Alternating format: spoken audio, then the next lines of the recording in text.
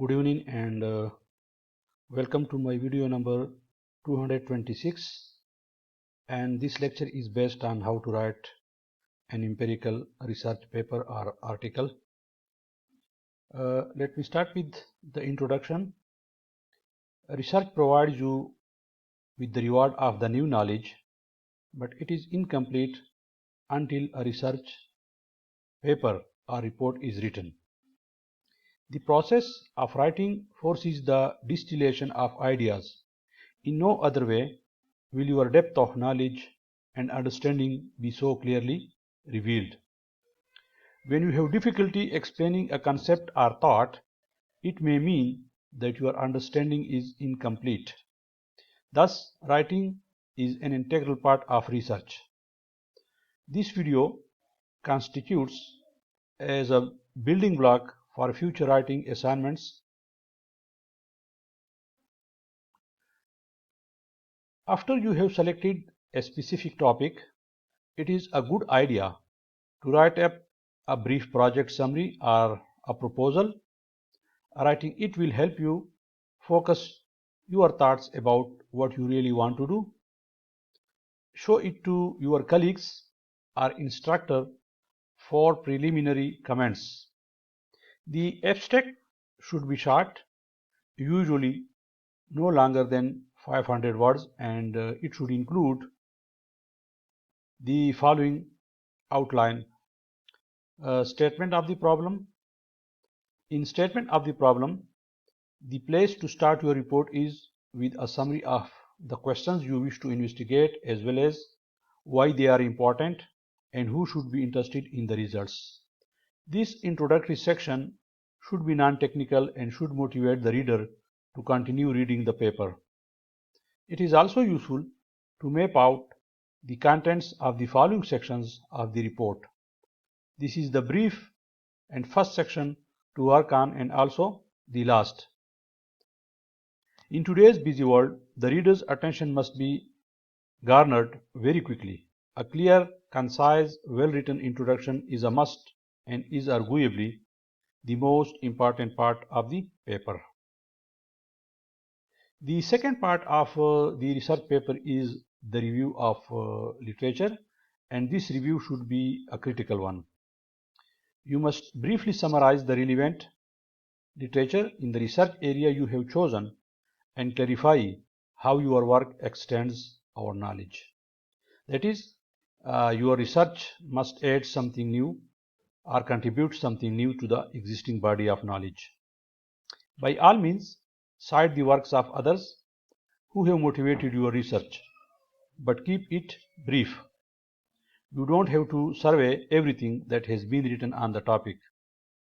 The third part of writing an empirical research paper is that materials and methods are, you may say, it's a methodology, research methodology that is adapted to conduct the study and to write it. Then you need the data and analysis.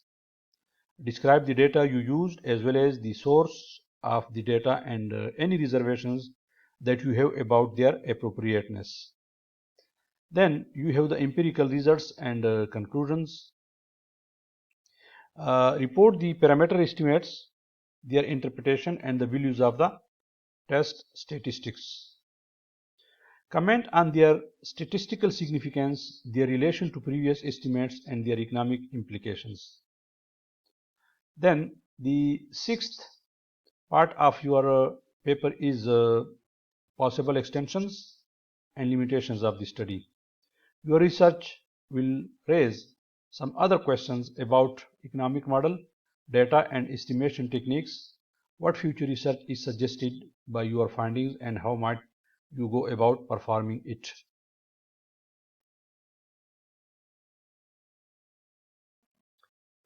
You should also write acknowledgements, and it is appropriate to recognize those who have commented on and contributed your writing. This may include your professor, a librarian who helped you find data, or a fellow student who read and commented on your paper. You shouldn't Forget an alphabetical list of the literature you cite in your study, as well as references to the data sources that you used. You must also keep in mind proofreading. When you finished writing your paper, do not skip proofreading. You must proofread it. Once you have written the first draft, use your computer software spelling checker to check for errors and grammatical mistakes, if any. Have a friend read the paper and make suggestions for clarifying the prose, and check your logic and conclusions. Before you submit the paper, you should eliminate as many errors as possible. Your work should look good. Use a word processor and be consistent with the font sizes, section headings, styles of footnotes, references, and so on. Often software developers provide templates for term papers and theses, and you must follow the style that the journal in which you are going to submit the paper, you must follow that particular style. A little searching for a good paper layout before beginning is a good idea. So you must also read some good papers in the area in which you want to conduct the research, and just read how people write papers. Typos, missing references, and incorrect formulas can also spell doom for an otherwise excellent paper. So you must be very careful. You must correct typographical mistakes. You must also include the references which are missing, and correct the formulas which are incorrect, because otherwise your work will be excellent, but due to this reason it may have a bad impression on the reader of your paper. You must also keep in mind plagiarism. While it is not a pleasant topic to discuss, you should be aware of the rules of plagiarism. It is important. You must not use someone else's words as if they were your own, and don't cheat in research. If you are unclear about what you can and you cannot use, check with the style manuals listed in the next paragraph, or consult your instructor. You must also keep in mind the paper should have clearly defined sections and subsections. The equations, tables, and figures should be serially numbered. References and footnotes should be formatted in an acceptable manner. A style guide is a good investment. Two classics are the Chicago Manual of Style, 15th edition, is available online and in other formats. There is another manual for writers of research papers, theses, dissertations, and that is Chicago Style for Student and Researchers, 7th edition. So you must be very careful about writing a good paper. So you may follow a particular manual. The next thing is, in which journal you can publish your paper, or where you should submit your paper. So each topic of your paper within the scope of the journal in which you are going to submit your paper. So you must ask this question. So first of all, your topic or the area of your research should fall within the scope and format of the journal in which you are going to submit the paper for publication considerations. The next question is, would your paper match your audience?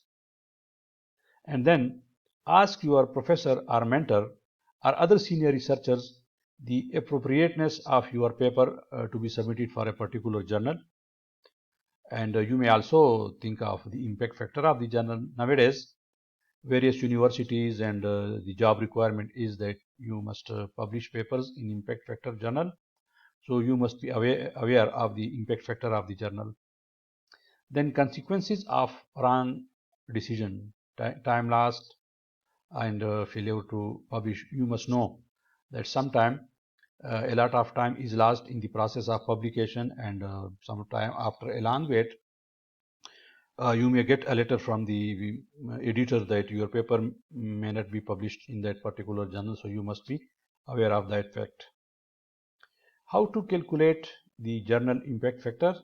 Although this is not necessary, but usually we can follow this example. Let us suppose A represents the total citation in 2020 and B stand for 2020 citation to articles published in 2018 and 19. This is a subset of A, and C is equal to the number of articles published in 2018 and 19 in that particular journal, and following D is equal to B by C, and that is, if we divide B by C, then we get the impact factor of that journal for 2020. A scientific article is a critical argument, and that is, it starts with the statement of the problem, and it may pose an important question or a number of questions to be answered by your paper. Presentation of the evidence and assessment of the validity of the evidence in the face of strengths and weaknesses of your publication, other evidence, and then your paper must come up with the conclusions and policy recommendations. You must first search the literature, what has been done and what can you say that is new.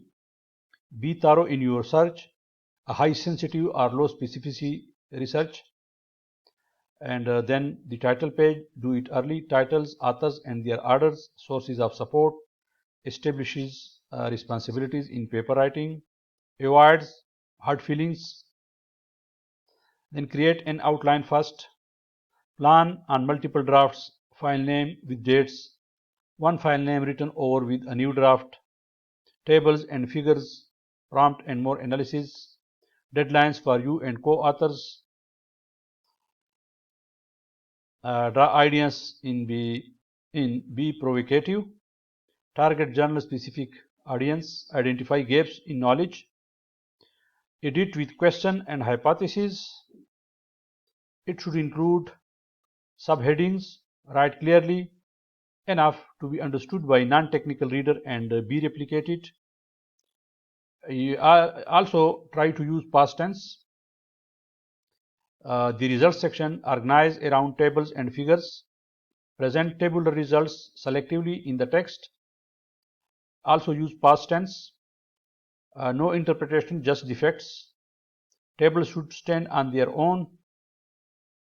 Then first paragraph answer the question and hypothesis in discussion, and the remainder evidence, pro and cons, the literature review, strengths and limitation of your study, implications of findings, other findings of your studies. This is very important.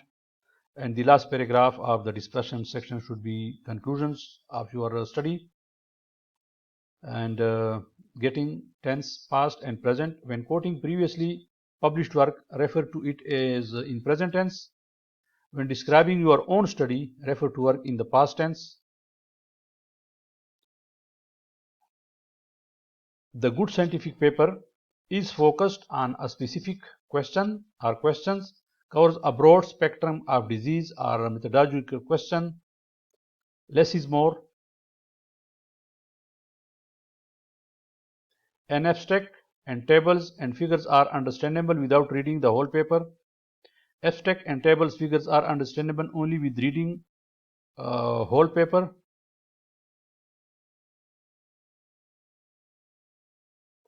Writing is in passive voice. For example, it was found that instead of I found.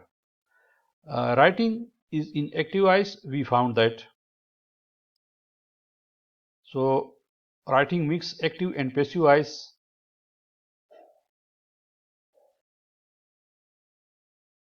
These are some other things you must follow.